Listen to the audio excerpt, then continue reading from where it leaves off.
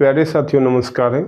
आज का ये वीडियो बहुत ही महत्वपूर्ण और यूजफुल होने वाला है, क्योंकि आज की इस वीडियो में हम लोग पढ़ने वाले हैं क्लास 10th विज्ञान के 25 महत्वपूर्ण ऑब्जेक्टिव प्रश्न, जो आपके आगामी परीक्षा बिहार बोर्ड मैट्रिक परीक्षा 2026 के दृष्टिकोण से बहुत ही महत्वपूर्ण है। इस वीडियो में कुछ वैसे प्रश्नों का जिक्र किया गया है जिन प्रश्नों को आपके आगामी परीक्षा में आने की संभावना है। तो वीडियो को शुरू करते हैं। वीडियो में आप लोग अंत तक बने रहिएगा। देखिए पहला प्रश्न आ गया है स्क्रीन पे। देखिए पहला प्रश्न है, दांत का कठोरतम भाग है। क्या पूछ रहा है कि दांत का कठोरतम भाग कौन है? ऑप्शन ए में है डेंटाइन, ऑप्शन बी में है इनामेल, ऑप्शन सी में है मज्जा गुहा और ऑप्शन डी में क्या है? कैनाइन। तो इसका सही आंसर क्या होगा? Option number B enamel.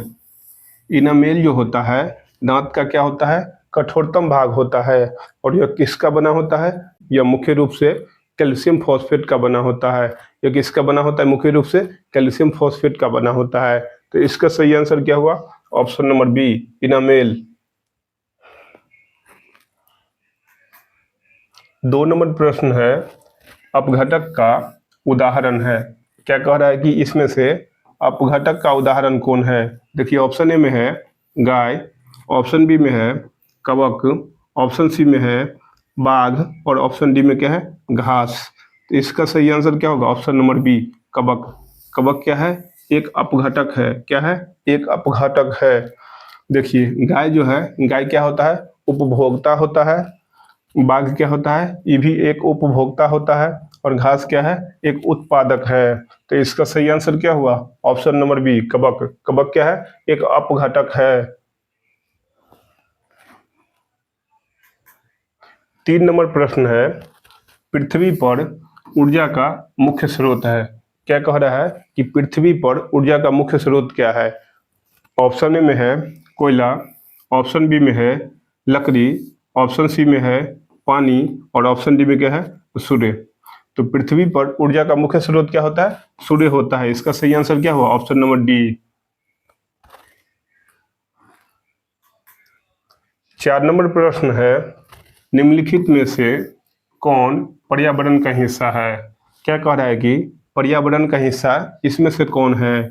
देखिए ऑप्शन ए में है वायुमंडल, ऑप्शन बी में है जलमंडल, ऑप्शन सी में है स्थल मंडल और ऑप्शन डी में है इनमें से सभी। देखिए वायुमंडल भी क्या होता है? पर्यावरण का हिस्सा होता है। जलमंडल भी क्या होता है? पर्यावरण का हिस्सा होता है। और स्थल मंडल भी क्या होता है? पर्यावरण का हिस्सा होता है। तो इसका फाइनल आंसर क्या हो जाएगा? ऑप्शन नंबर डी इनमें से सभी।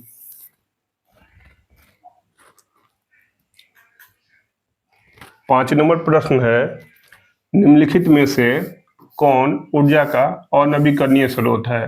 क्या कह रहा है कि इसमें से कौन क्या है? ऊर्जा का अनवीकरणीय स्रोत है। एक होता है नवीकरणीय, एक होता है अनवीकरणीय। जिसे हम पुनः प्राप्त कर सकते हैं वो क्या होता है? नवीकरणीय होता है। जिसको हम पुनः प्राप्त नहीं कर सकते हैं वो क्या होता है? अनवीकरणीय होता है। ऑप्शन ए में है सूर्य, ऑप्शन बी में है पवन, ऑप्शन सी में है पेट्रोलियम और ऑप्शन डी में क्या है? बहता पानी।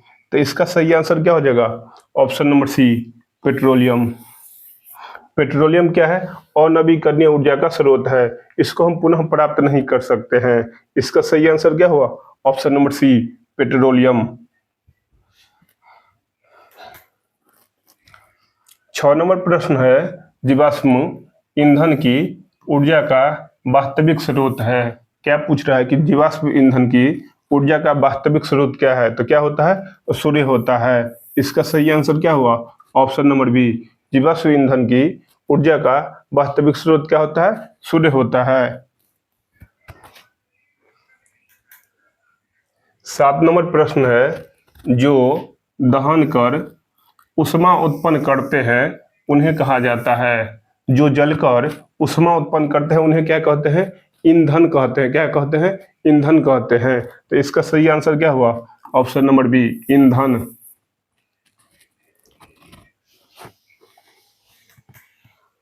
8 नंबर प्रश्न है, सौर ऊर्जा को सीधे विद्युत ऊर्जा में बदलने वाले युक्ति को कहते हैं। क्या कह रहा है कि सौर ऊर्जा को विद्युत ऊर्जा में बदलने वाले डिवाइस को क्या कहते हैं? तो इसको कहते हैं सौर सेल। क्या कहते हैं? सौर सेल कहते हैं। याद रखिएगा, ऑप्शन नंबर सी होगा इसका सही। 9 नंबर प्रश्न है, निम्नांकित में से कौन प्रबल क्षारक है? क्या कह रहा है? इसमें से कौन क्या है? स्ट्रॉन्ग बेस है। तो स्ट्रॉन्ग बेस क्या हो जाएगा? NaOH हो जाएगा। क्या हो जाएगा? NaOH। यह क्या होता है? स्ट्रॉन्ग बेस होता है। इन सब की अपेक्षा इसका पीएच मान क्या होगा? अधिक होगा। और जिसका पीएच मान अधिक होगा वो क्या होगा? स्ट्रॉन्ग क्या होगा? बेस होगा। याद रखिएगा। तो इसका सही आंसर क्या हुआ? Option number A, NaOH। यह क्या होता है? एक प्रबल क्या होता है? क्षारक होता है।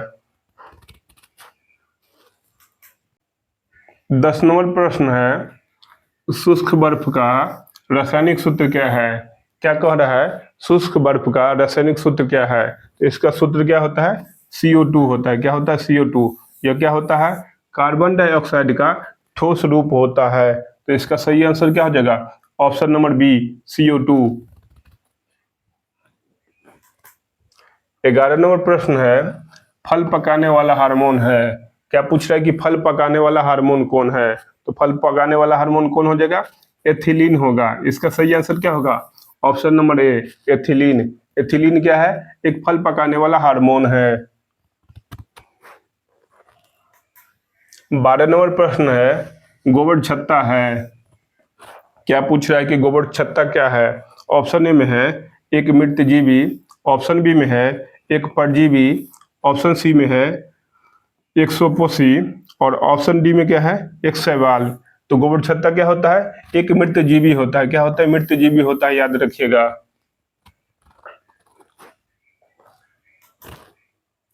13 नंबर प्रश्न है, ओजोन का आणविक सूत्र है। क्या पूछा कि ओजोन का आणविक सूत्र क्या होता है? तो ओजोन का होता है आणविक सूत्र O3 होता है। याद रखिएगा। क्या होता है? O3 होता है। तो इसका सही आंसर क्या होगा? Option number B, O3। 14 number प्रश्न है, मानव हृदय में कितने कोष्ठक पाए जाते हैं? क्या पूछा है कि मानव के हृदय में कितने चैम्बर पाए जाते हैं? तो 4 चैम्बर पाए जाते हैं। दायां निलय, बायां निलय, दायां अलिंद, बायां अलिंद। ये क्या होता है? मानव हृदय के 4 चैम्बर होता है। याद रखिएगा। तो इसका सही आंसर क्या हो जाएगा? Option number D, 4। मानव हृदय के कितने चैम्बर होते हैं? 4 चैम्बर होते हैं। 15 नंबर प्रश्न है, दूध से दही बनाने में निम्नांकित में से कौन सी अभिक्रिया होती है? क्या पूछ रहा है कि दूध से दही बनाने में कौन सी अभिक्रिया होती है? किण्वन अभिक्रिया होती है। कौन सी अभिक्रिया होती है? किण्वन होती है। तो इसका सही आंसर क्या हुआ? ऑप्शन नंबर बी, किण्वन। याद रखिएगा। 16 नंबर प्रश्न है, अभिक्रिया जिसमें आयनों का आदान प्रदान होता है कहलाती है। क्या कह रहा है? ऐसी अभिक्रिया जिसमें आयनों का आदान प्रदान होता है उसे क्या कहते हैं? तो उसे कहते हैं द्विविस्थापन अभिक्रिया। क्या कहते हैं? द्विविस्थापन अभिक्रिया। तो इसका सही आंसर क्या हुआ? Option number B. आयनों का आदान प्रदान जिस अभिक्रिया में होता है उसे हम क्या कहते हैं? द्विविस्थापन अभिक्रिया कहते हैं। 17 नंबर प्रश्न है, निम्नलिखित में से कौन समीकरण संतुलित नहीं है? देखिए, एक होता है संतुलित समीकरण, एक होता है असंतुलित समीकरण। तो संतुलित समीकरण किसे कहते हैं? जिसमें क्या हो? दोनों तरफ, यानी कि अभिकारकों और उत्पाद दोनों में क्या हो? आयनों की संख्या बराबर हो, तो उसे क्या कहते हैं? संतुलित समीकरण कहते हैं।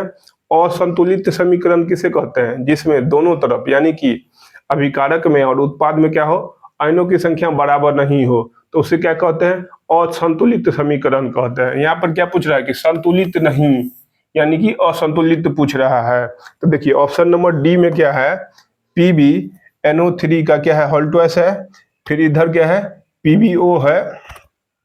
फिर क्या है? NO2 है, O3 है। यहाँ पे देखिए, आप ऑक्सीजन को गनिएगा तो यहाँ पे कितना है? 6 गो ऑक्सीजन यहाँ पे आ रहा है। इधर का एगो ऑक्सीजन है?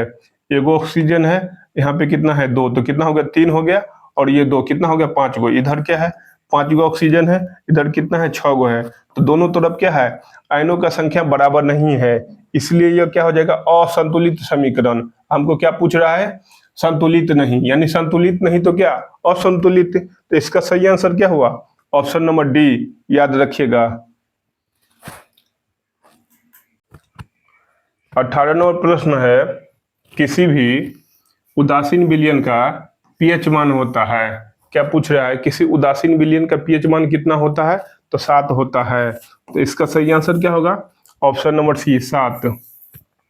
देखिए पीएच मान 0 से स्टार्ट होके कहाँ तक जाता है, 14 तक जाता है। बीच में 7 आता है, 7 वाला क्या होता है, उदासीन होता है। क्या होता है, उदासीन होता है।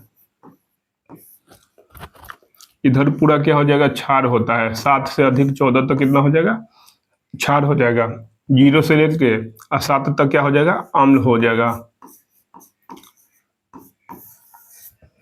0 से 7 तक क्या होगा, अम्ल होगा। और 7 से लेके 14 तक क्या होगा, क्षार होगा। 7 वाला क्या होगा, उदासीन होगा। 19 नंबर प्रश्न है, निम्नांकित में से प्राकृतिक सूचक कौन है। क्या पूछा है कि इसमें से प्राकृतिक सूचक कौन है। देखिए प्राकृतिक सूचक क्या हो जाएगा, हल्दी हो जाएगा। इसका सही आंसर क्या हुआ, ऑप्शन नंबर बी, हल्दी। एक होता है कृत्रिम सूचक। कृत्रिम सूचक हम लोग कहाँ बनाते हैं, प्रयोगशाला में बनाते हैं। ये क्या है, कृत्रिम सूचक है। यह क्या है, कृत्रिम सूचक है। तो इसका सही आंसर क्या हुआ, ऑप्शन नंबर बी, हल्दी। हल्दी मुझे कहाँ से मिलता है, प्रकृति के द्वारा मिलता है। 20 नंबर प्रश्न है, धोबिया सोडा का रासायनिक सूत्र क्या है। पूछ रहा है कि धोबिया सोडा का रासायनिक सूत्र क्या है। तो धोबिया सोडा का रासायनिक सूत्र होता है Na2CO3 इंटू 10H2O। यह क्या होता है, धोबिया सोडा का सूत्र होता है। तो इसका सही आंसर क्या जाएगा, ऑप्शन नंबर सी, Na2CO3 10H2O। यह क्या होता है, धोबिया सोडा का रासायनिक सूत्र होता है। तो इसका सही आंसर क्या गया, ऑप्शन नंबर सी। एक होता है खाने वाला सोडा। खाने वाला सोडा का रासायनिक सूत्र एक बार जान लीजिए, NaHCO3। यह क्या होता है, खाने वाला सोडा का रासायनिक सूत्र होता है।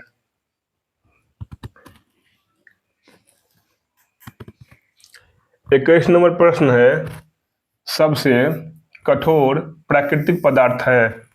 पूछ रहा है कि सबसे कठोर प्राकृतिक पदार्थ कौन है। कौन होता है, हीरा होता है। इसका सही आंसर क्या गया, ऑप्शन नंबर डी, हीरा। हीरा क्या होता है, सबसे कठोर प्राकृतिक पदार्थ होता है।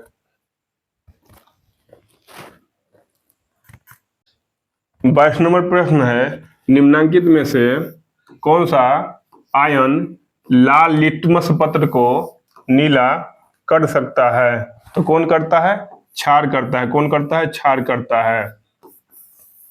क्षार क्या करता है, लाल लिटमस पत्र को क्या करता है, नीला कर देता है। और यह जल में घुलकर क्या देता है, OH- आयन देता है, याद रखिएगा। तो इसका सही आंसर क्या जाएगा, ऑप्शन नंबर बी, OH- आयन। 23 नंबर प्रश्न है, निम्नलिखित में से किस लेंस को अपसारी लेंस कहते हैं। क्या पूछ रहा है कि किस लेंस को क्या कहते हैं, अपसारी लेंस कहते हैं। अपसारी लेंस अवतल लेंस को कहते हैं। किस लेंस को कहते हैं, अवतल लेंस को कहते हैं। और एक होता है अभिसारी। अभिसारी, अभिसारी, अभिसारी किस लेंस को कहते हैं, तो उत्तल लेंस को क्या कहते हैं, अभिसारी लेंस कहते हैं। 24 नंबर प्रश्न है, चुंबकीय फ्लक्स कैसा मात्रक है। क्या कह रहा है कि चुंबकीय फ्लक्स कैसा मात्रक क्या है, तो क्या होता है, वेबर होता है। क्या होता है, वेबर होता है। इसका सही आंसर क्या हुआ, ऑप्शन नंबर सी। देखिए वाट किसका मात्रक होता है, तो वाट होता है पावर का ऐसा मात्रक। शक्ति का ऐसा मात्रक क्या होता है, वाट होता है। कार्य और ऊर्जा का ऐसा मात्रक क्या होता है, जूल होता है। और न्यूटन किसका मात्रक होता है, बल का ऐसा मात्रक क्या होता है, न्यूटन होता है। तो इसका सही आंसर क्या हुआ, ऑप्शन नंबर सी, वेबर। चुंबकीय फ्लक्स का ऐसा मात्रक क्या है, वेबर है। इसको WB से डिनोट करते हैं। 25 नंबर प्रश्न है, यूरो द्वितीय का संबंध है। देखिए यूरो द्वितीय का संबंध किससे होता है, वायु प्रदूषण से होता है। किससे होता है, वायु प्रदूषण से। देखिए यूरो द्वितीय कहाँ पे लगा रहता है, गाड़ी में लगा रहता है। और इसका काम क्या रहता है, गाड़ी से जो जहरीली गैस निकलती है उसको कंट्रोल करना होता है। इसका सही आंसर क्या गया? ऑप्शन नंबर ए, वायु प्रदूषण से। तो इस वीडियो में इतना ही, मिलते हैं अगले वीडियो में। अगर ये वीडियो अच्छा लगा हो तो वीडियो को लाइक कर दीजिएगा, साथ ही चैनल को सब्सक्राइब कर लीजिएगा। धन्यवाद।